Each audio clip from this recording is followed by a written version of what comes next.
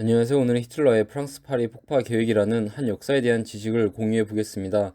파리 증후군이라는 말이 있을 정도로 프랑스 파리는 그 브랜드 이미지가 과대한데 그 이미지를 지탱해주는 노트르담 성당, 앵발리드, 루브르, 에펠탑 등 파리의 대표적 문화유산들이 전부 폭파될 뻔한 역사가 있었습니다. 1944년 6월 노르망디 상륙작전의 성공 이후 연합군이 히틀러의 목을 점점 조여오고 있고 덩달아 프랑스 레지스탕트들의 활동도 거세지면서 8월 히틀러는 파리를 파괴할 것을 명령합니다. 그러나 당시 파리를 관할하고 있던 콜티츠 장군은 히틀러의 명령을 이행하지 않고 8월 25일 자유프랑스군의 르클레르 장군에게 항복하여 온전한 채로 파리를 넘겨줬다는 역사 이야기입니다. 그럼 먼저 히틀러와 파리의 관계에 대해서 설명해 보겠습니다. 기본적으로 히틀러는 본인이 구상한 제3제국 설계에 있어 상당 부분을 파리에서 영감을 얻었습니다. 히틀러는 만약 1차 대전이 안 일어났다면 자기는 화가가 됐을 것이라고 말할 정도로 건축 쪽에 관심이 많았습니다. 실제로 자신이 젊은 시절 구상하였던 건축 설계도를 기반으로 나치의 신건축 양식을 만들기도 하였습니다.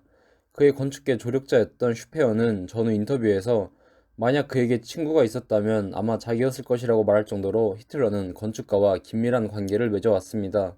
히틀러는 19세기부터 대두된 독일 민족주의와 더불어 지배층들이 독일인들에게 환상을 심어왔던 게르마니아라는 위대한 과거를 부활시키는 것이 목적이었습니다. 이를 잠시 역사적으로 설명해보면 독일은 나폴레옹의 침략 전쟁 당시 여러 소국들로 난립한 독일 공동체가 중앙 집중적인 프랑스 육군들에게 호되게 당해버렸던 역사가 있었습니다. 그래서 전후 독일 지식인들은 이 공동체를 결속시켜 외부의 위협으로부터 대항할 수 있는 구심점을 개발해내는데 그것이 게르마니아입니다. 특히 로마의 팽창 정책을 저지시켰던 헤르만이라는 역사 인물을 게르마니아 해방자 독일의 수호자로 드높이며 우리나라의 단군과 같은 존재로 만듭니다. 곳곳에 기념비가 세워지며 딱히 근거도 없는 숲을 헤르만이 로마군을 격퇴시켰던 토이토 브루크 숲이라고 지정하여 게르마니아 성지이자 독일 민족 순례지로 만듭니다. 비스마르크와 빌헬름 1세의 독일 통합 이후에는 이런 게르마니아 판타지와 전통 만들기가 더 거세지는데 이번에는 프리드리히 전설을 이용합니다. 프리드리히 1세는 바르바로사 별명으로 더 유명한 인물로 신성 로마 제국이라는 명칭을 처음으로 만들었고 또 십자군 원정에도 참여했던 독일계의 영웅적인 인물입니다. 그런데 전통적으로 독일 지역 내에서는 프리드리히 전설이 있었습니다. 프리드리히 황제가 죽지 않고 어느 동굴에 은신해 있어 어느 순간 다시 세상에 나와 온 독일을 통일하여 강력한 국가를 건설해 독일인들을 구제해 줄 것이라는 미신입니다. 마치 예수의 재림이나 불교 미륵신앙 같은 메시아 신앙이라고 볼 수 있습니다. 1871년 독일 제국 성립 이후 비스마르크, 빌헬름 1세는 이 전설을 강력한 중앙집중적 국가 지배력을 구축하는 데 있어 이용합니다. 빌헬름 1세 자신이 곧 부활한 프리드리 바르바로사라는 메시지를 강하게 전달해주는 거대한 시각적인 기념물들을 만듭니다. 이렇게 민족주의의 대두와 함께 만들어진 각종 전통들은 게르마니아 문화라는 독일의 특이한 사상으로 이어집니다. 일반적으로 문명과 문화는 동질적인 의미로 정의되는데 이 시기 독일은 특이하게도 문명과 문화를 이양 대립화합니다. 쉽게 말해 정신적 가치는 문화로 여기고 물질적 가치는 문명이라고 정의 내립니다. 굉장히 정치색이 강하게 들어간 발상인데 문화는 독일 민족 고유의 정신으로 연결짓고 문명은 물질적 진보의 선두를 달리는 서유럽으로 대입하여 양자를 이분화시킵니다. 그러면서 서유럽의 물질 문명에 의해서 독일 고유의 정신 문화가 타락해 버렸으며 그런 문화의 위기 속에서 독일 민족은 자신 고유의 가치를 지켜내야 하며 위대한 과거 게르마니아를 부활시켜야 한다는 사상을 탄생시킵니다. 이 독일 민족주의 근저에 흐르는 사상적 조류가 바로 히틀러가 이용한 것입니다. 히틀러는 나폴레옹이 와해시킨 제1제국, 또다시 서유럽에 굴복한 제2제국이 못 이룬 위대한 게르마니아 부활이라는 사명을 본인의 제3제국이 일으켜내겠다는 판타지를 독일인들에게 심어주고 최고 권력자로 등극합니다. 그리고 히틀러는 순수한 문화를 더러운 문명으로부터 지켜내기 위한 것을 명분으로 전쟁을 일으킵니다. 폴란드를 시작으로 동유럽 땅을 침공합니다. 옛 게르만인들의 삶의 터전을 되찾고 그들 시각에서 그곳을 무단 점검하고 있는 슬라브인들을 몰아내기 위해서입니다. 여담으로 히틀러의 러시아 침공 작전명은 바르바로사였습니다. 또 유태인 학살도 자행하는데 유태인들이 게르만족 정신문화의 순결에 오점을 남기는 더러운 물질 문명의 주요 원인으로 간주했기 때문입니다. 이런 저질적인 역사의 흐름이자 히틀러의 망상적 이상 세계에서 탄생한 것이 그가 구상한 베를린 신수도 계획 게르마니아입니다. 이 대규모 건축 프로젝트는 앞에서 언급했듯이 파리의 도시 구조를 빼닮았습니다. 개선문을 중심축으로 장대하게 이어지는 샹젤리제 거리를 연상시킵니다. 그가 멸시했던 서유럽 문명을 그대로 모방했으니 모순적이라 볼 수 있는데 서유럽 문명을 능가하는 게르만 문화 제국의 힘을 과시하려고 일부러 차용했다고 봅니다.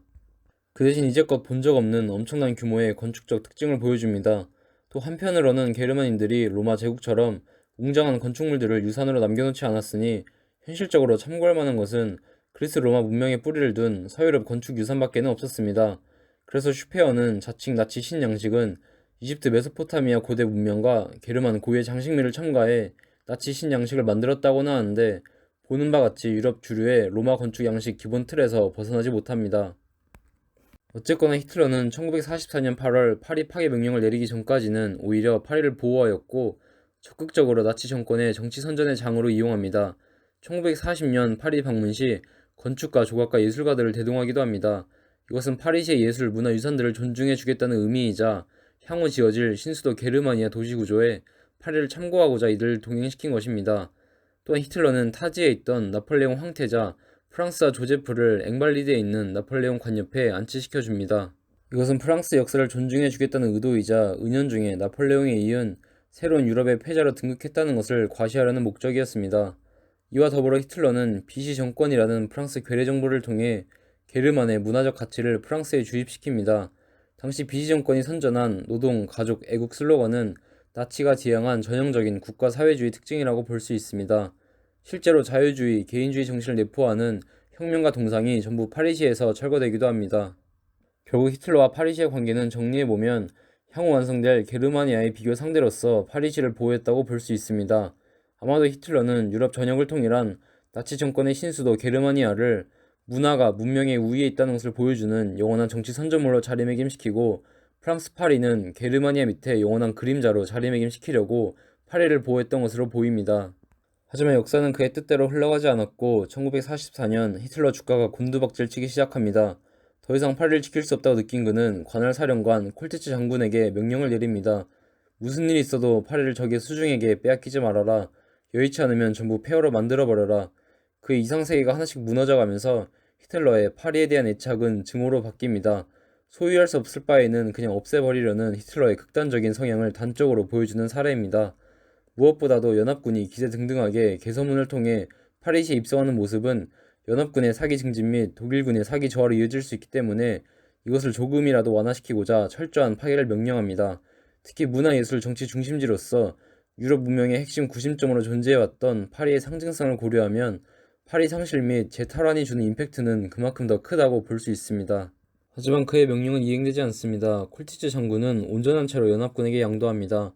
이 역사를 주제로 1966년 파리는 불타고 있는가라는 영화가 만들어졌는데 이때부터 콜티츠 장군은 파리를 구한 사나이라는 애칭을 갖게 됩니다. 하지만 최근 나치 시절 정부 문서 사료 연구가 심층적으로 이루어지면서 그의 신화가 깨지고 있다고 합니다. 실제로 파리 탈환 이후 기록을 보면 에펠탑, 부르봉 궁전 등 곳곳에 폭약이 설치된 채로 발견되었습니다. 그래서 아마 물력과 인력 그리고 시간이 충분했다면 진짜 파리 파괴 작업이 진행되었을 것이라고 합니다. 특히 콜티츠 장군의 경력을 봐도 그럴 가능성이 없지는 않다고 봅니다. 애초에 그의 전임자가 히틀러 암살 계획에 연루되어 해임되었기 때문에 히틀러는 직접 믿을 수 있는 충복을 선별하여 콜티츠 장군을 임명한 것이었습니다. 그리고 이 영화가 만들어질 당시는 냉전시대 한창이고 프랑스와 서독이 정치 경제 측면에서 서로 관계 개선을 바라고 있던 분위기였기에 이런 사회적 수요에 의해서 콜티츠 장군을 파리를 구한 독일인으로 강하게 이미지 메이킹한 것으로 보입니다. 근데 만약 파괴 작업이 진행되었더라도 도시 전체는 못했을 겁니다. 이미 레지스탕트들이 파리시 일부 지역을 점거한 상황이라 나치의 파리시 장악 능력이 상당히 떨어져 있는 상태였습니다. 콜티치의 항복 이후에도 히틀러의 파괴 의지는 멈추지 않았는데 파드 깰레이 설치한 미사일 기지에서 비밀리에 만들었던 V2 미사일로 파리를 날려버리려고 했습니다. V2는 나치 정권이 만든 새로운 패러다임의 무기로 대륙탄도 미사일이라고 보면 됩니다. 아이러니하게도 1차 대전 이후 승전국들의 독일 군사 제재가 나온 산물입니다. 독일은 승전국들의 간섭을 피할 수 있는 무기 개발에 착수했는데 그것이 로켓이었습니다. 그 당시 로켓은 무기로서의 개념이 약했기 때문입니다. 여담이지만 나치 정권의 창의력으로 탄생한 V2 기술은 전후 프랑스 드골 정부의 핵무기 개발, 미국 정부의 우주산업 발전에 도움을 주어 뜻하지 않게 히틀러 유산으로 남습니다.